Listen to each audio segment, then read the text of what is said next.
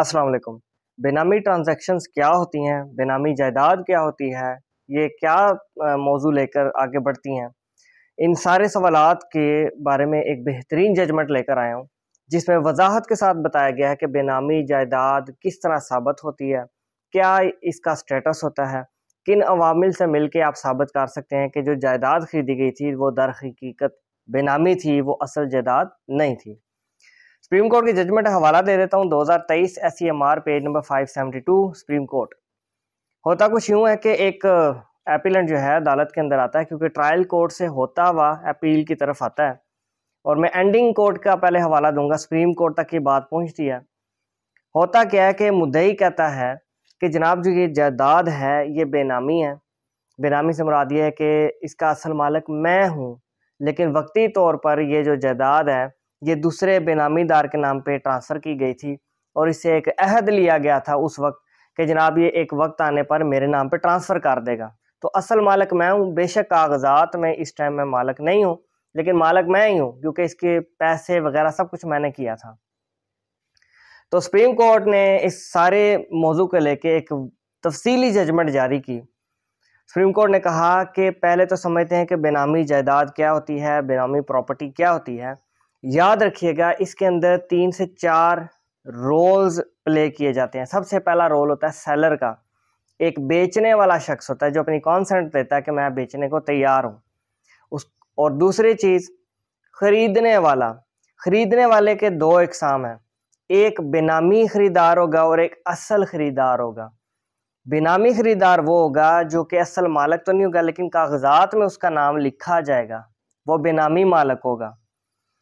और असल मालिक वो होगा जिसका कागजात के अंदर तो नाम कहीं नहीं आ रहा, लेकिन असल मालिक वही होगा, बिहाइंड द सीन्स होगा, बिहाइंड द कर्टन होगा। ये तो हो गए रोल्स। उसके बाद 7 to 8 चीज़ें हैं जो साबित करती हैं कि ये जायदाद जो है बेनामी थी भी या नहीं थी। सबसे पहले देखा जाता है कि जनाब सोर्स ऑफ मनी क्या था। कि अगर एक शख्स आके कहता है कि जनाब ये जायदाद बेनामी है, असल मालिक तो मैं था, मेरा बेनामीदार मेरे से इख्तलाफ कर गया, मुकर गया, इसकी नीयत में फतूर आ गया, मैंने वक्ती तौर पे इसके नाम पे जायदाद ट्रांसफ़र की थी, ये तो मालिक बन के बैठ गया, मुझे दे नहीं रहा। तो इस प्रॉब्लम को सॉर्ट आउट करने के लिए 7 to 8 थिंग्स हैं। उनमें सबसे पहला सोर्स ऑफ मनी है कि जो भी शख्स क्लेम लेकर आता है कि असल मालिक मैं हूँ, कोर्ट में आता है असल मालिक मैं हूँ, मैंने ये जायदाद खरीदी थी, वक्ती तौर पे अपने भाई को या दोस्त को मालिक डिक्लेयर कराया था बेनामी के तौर पे जायदाद के अंदर, अब ये मुनहरफ हो गया, तो सोर्स ऑफ मनी तो मेरा। मैंने मिसाल के तौर पे बाहर से पैसे मंगवाए थे, उनकी रसीदें कोर्ट में दिखाऊंगा। मैंने कोई जायदाद बेचकर ये जायदाद खरीदी थी, उसकी रसीदें दिखाऊंगा। मनी ट्रेल इसे कहते हैं। मेरे पास सेविंग्स में इतने पैसे पड़े थे, वो मैं सारे सर्टिफिकेट्स दिखाऊंगा। बैंक में मेरे पास इतना पैसा पड़ा हुआ था, वो बैंक की सर्टिफिकेट, मेंटेनेंस लेटर या बैंक स्टेटमेंट्स दिखाऊंगा। गर्ज ये कि मैं सारा सोर्स ऑफ मनी दिखाऊंगा कि मैं खरीदने की सकत रखता था, मैं पावर रखता था। ये जो मेरा बेनामीदार है, इसके पास पैसे लेने की, पैसे रखने की या प्रॉपर्टी को खरीदने की सकत ही नहीं थी। कमर तो मेरी सख्त थी, पसली मेरी थी प्रॉपर्टी खरीदने की, पर वक्ती तौर पे मैं मालिक अपने आप को नहीं था डिक्लेयर करना चाहता, मैं बेनामी जायदाद ये रखता था। तो सोर्स ऑफ मनी बड़ा मैटर करता है। और उसके बरक्स जो बेनामीदार होगा वो अपने सोर्स ऑफ मनी दिखाएगा। हाँ जी, कोर्ट से पूछेगी जनाब आप अपने आप को मालिक कहते हैं तो आप अपना सोर्स ऑफ मनी दिखाएं। वो झूठा हुआ तो सोर्स ऑफ मनी वो नहीं दिखा पाएगा। आप सच्चे हो तो आप दिखा पाएंगे कि आप असल मालिक हैं। दूसरी चीज, पोजेशन। प्रॉपर्टी का पोजेशन किसके पास है? जाहिर है पोजेशन हमेशा मालिक के पास रहना चाहिए, असल मालिक के पास रहना चाहिए, बेनामीदार के पास नहीं होना चाहिए। बेनामीदार तो वक्ती तौर पे कागजात में सिर्फ मालिक है। तो अगर एक शख्स ये दावा करता है कोर्ट के अंदर कि असल मालिक मैं हूँ, बेनामीदार कब्जा करके बैठ गया है, तो पोजेशन असल मालिक के पास होना चाहिए, वो कभी भी बेनामीदार के पास नहीं होना चाहिए, क्योंकि बेनामी को आप कभी भी पोजेशन नहीं देंगे। ये अननेचुरल बिहेवियर है एक इंसान का। इसके बाद बारी आती है जो एलिमेंट है जो साबित करता है बेनामी जायदाद को, production of original sale deed, जिसे आप रजिस्ट्री कहते हैं। वो रजिस्ट्री की जो पोजेशन है वो किसके पास है?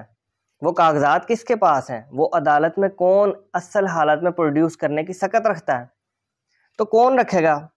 जाहिर है जो असल मालक है, बेनामीदार नहीं, जो असल मालक है, जिसने जायदाद खरीदी थी लेकिन कागजात में वो मालक नहीं था, ओरिजिनल सेल डीड उसके पास होनी चाहिए। ओरिजिनल सेल डीड लॉ कहता है वो पेश करेगा जो असल मालक है, बेनामीदार के पास ये सबूत नहीं होना चाहिए, ओरिजिनल सेल डीड नहीं होनी चाहिए। तो जब कोर्ट ये चेक करेगी केस को साबित करने के लिए कि लाइन जी इस मौकफ के अपनी तायद में ओरिजिनल सेल डीड किसके पास है, तो अगर तो असल जायदाद का मालिक ले आता है तो ये उसके हक में बात जाएगी, बेनामीदार जो होगा वो नहीं पेश कर पाएगा तो उसके खिलाफ बात जाएगी। तो इस तरीके से production of original sale deed बड़ी मैटर करती है। इसके बाद relationship of the parties, parties का आपस में रिलेशन कैसा है, कौन सी पार्टीज का, बेनामीदार का और असल मालक का, क्योंकि तनाज़ा इनमें आता है, तनाज़ा इनमें आता है ना कि बेनामीदार आपसे मुनहरफ हो गया, पैसे आपके थे, जायदाद अपने नाम लाके उड़न शुरू हो गया, तो उनमें रिलेशन क्या था, रिलेशन क्यों मैटर करता है? जाहिर है मैं अगर किसी को अपना बेनामीदार मुकर्रर करूंगा तो मैं अपने किसी करीबी को करूंगा, अपने ट्रस्ट वाले दोस्त को, भाई को, बाप को, बीवी को, स्पाउसेस के बहुत ज़्यादा मैटर आते हैं कोर्ट्स के अंदर। खावन लगवाता है अपनी बीवी के नाम पे प्रॉपर्टीज और बाद में तलाक के मैटर्स चल पड़ते हैं अगर कुछ सालों बाद, तो बीवी उड़न छू हो जाती है वो प्रॉपर्टी लेके, फिर उनमें चलते हैं केसेस बेनामी के। तो वो रिलेशन देखा जाता है, बाप बेटे का है, बीवी का है, यानी ये चीज़ बड़ी मैटर करती है कि किस वजह से एक असल मालक ने बेनामीदार पे ट्रस्ट किया, क्योंकि मैं स्ट्रेंजर को तो नहीं ना कोई प्रॉपर्टी खरीद के दूंगा कि राह चलते राहगीर को मैं 2 करोड़ की प्रॉपर्टी उसके नाम लगवा दूं और कहूँ कि यह वक्त पड़ेगा तो मेरे नाम कर देना, नहीं, ट्रस्ट का रिलेशन होगा, उनका रिलेशन पार्टीज का बड़ा मैटर करेगा। सो पोजीशन ऑफ द पार्टीज या उनका रिलेशन। उसके बाद सरकमस्टांसिस, वो सरकमस्टांसिस क्या थे जिन्होंने बेनामी के लिए मजबूर किया। मिसाल के तौर पे मैं अगर एक मिसाल समझ लीजिए, मैं वाइफ के नाम पे प्रॉपर्टी लगवाता हूँ बेनामी के लिए, मालक असल मैं, खरीदने की पावर मैं रखता था, लेकिन वक्ती तौर पे मैंने वाइफ को मालक डिक्लेयर करा दिया कागजों में। सरकमस्टांसिस क्या रहे, मिसाल ले लीजिए मैं मुल्क से बाहर हूँ, मैं किसी वजह से मसरूफ़ रहता हूँ, मैं नहीं अभी सामने आ सकता किसी भी वजह से, किसी जेन्युइन लीगल रीज़न से, और most of the time abroad reason होती है, 90% मैंने ये देखा है, लेकिन ये कोई हार्ड एंड फास्ट रूल नहीं कि अब्रॉड ही हो तो आप बेनामी करें, लेकिन 90% केसेस में बंदे बाहर होते हैं, वो अपने करीबी लोगों को कहते हैं कि जनाब आप अपने नाम प्रॉपर्टी लगवा लें, हम पैसे भेजते हैं। तो वो रीजन, वो सरकमस्टांसिस आपने बताने हैं कि क्या वजह बनी बेनामी के लिए। और उसके बाद एक बड़ा इंपॉर्टेंट फैक्टर है, वो है कि relationship of the parties before and after, के शुरू में जो पार्टीज इनका आपस में कैसा बिहेवियर था।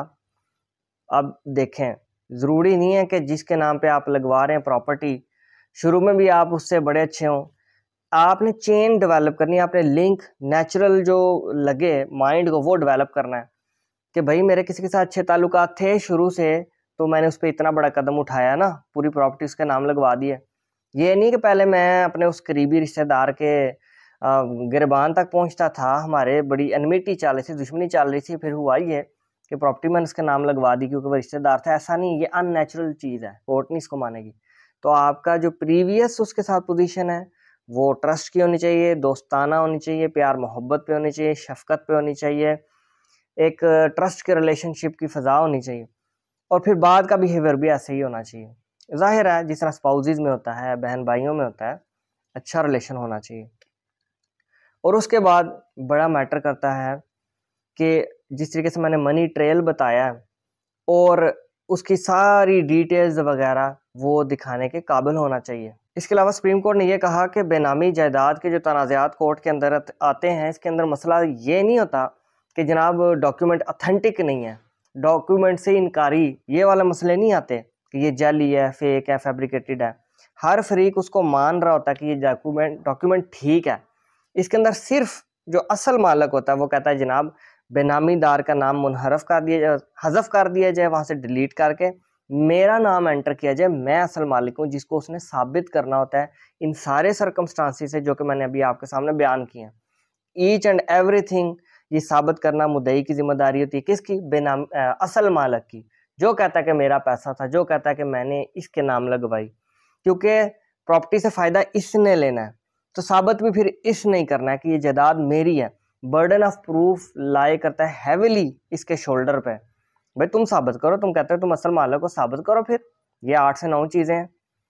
तो इसके अंदर किसी किस्म की डॉक्यूमेंट की रिजेक्शन नहीं तलब की जा रही होती, इसमें सिर्फ अमेंडमेंट आप कर रहे थे कि मेरा नाम जनाब डाला जाए। और यहाँ मैं एक बड़ी इंपॉर्टेंट बात बताऊं कि कोर्ट के अंदर मुद्दई ने यह भी साबित करना है, यानी असल मालिक ने यह साबित करना है कि जब खरीदो फरोख्त के मामलात हो रहे थे और मैंने बेनामीदार से मामलात डिस्कस किए थे, तो ये चीज़ भी हमें सेटल हुई थी कि जब मैं कहूँगा तो मेरे नाम पे ट्रांसफ़र कर देगा ये प्रॉपर्टी, या फिर इस टाइम पीरियड के अंदर ये मेरे नाम पे ट्रांसफ़र कर देगा। ये मेरा और इसका एग्रीमेंट था, चाहे वो लिख के हुआ था चाहे वो ज़ुबानी हुआ था, इससे फ़र्क नहीं पड़ता। अगर लिख के हुआ था तो शो कराएं, अगर ज़ुबानी था तो ऑरल एविडेंस से प्रूफ करें। लेकिन ये चीज़ आपने बतानी है कोर्ट को, अपनी प्लीडिंग के अंदर, अपनी प्लेंट दावे के अंदर मेंशन करना है कि मेरा और इसका ये एग्रीमेंट था कि एक वक्त आएगा कि मेरे नाम पे ये प्रॉपर्टी मुंतकिल कर देगा।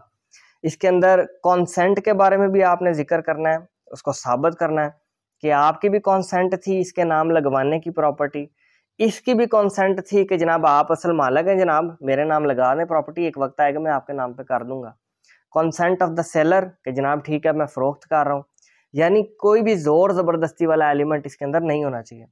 तो हमारे इस केस के अंदर, जिसका मैंने हवाला दिया है, कोई भी इसको रीड करना चाहे पढ़ सकता है, इसके अंदर ये जो मुद्दई है बुरी तरीके से नाकाम हो गया था अपनी बेनामी ट्रांजैक्शन को साबित करने में। यानी एक असल मालिक जो कहता है मैं असल मालिक हूँ, ये मेरा बेनामीदार था, वो केस लेके आया था कोर्ट के अंदर, लेकिन जो हालात वाक़यात थे वो फेल हो गया, वो नहीं साबित कर पाया इन 7 से 8 पॉइंट्स को, जिसकी वजह से वो केस लूज़ कर गया। इस केस की मखसूस खसूसी तौर पे मैं डिटेल में अभी नहीं जाऊँगा, इसको कोई पढ़ना चाहे पढ़ सकता है। मैंने आपको गाइडलाइन, प्रिंसिपल, वो रोड मैप दे दिया कि बेनामी ट्रांजैक्शंस कैसे काम करती हैं। ये केस लॉ के हवाले से आपको बता दी, सुप्रीम कोर्ट की जजमेंट से। और इस चीज़ों को अगर आप जहन में रखेंगे तो जब भी ऐसा कोई मैटर सामने आएगा आप उसको अच्छी तरीके से डील कर सकते हैं। कंसल्टेशन के लिए स्क्रीन पे नंबर दिया हुआ है, रब्ता कर सकते हैं। चार्जेस अप्लाइड है। Thank you very much.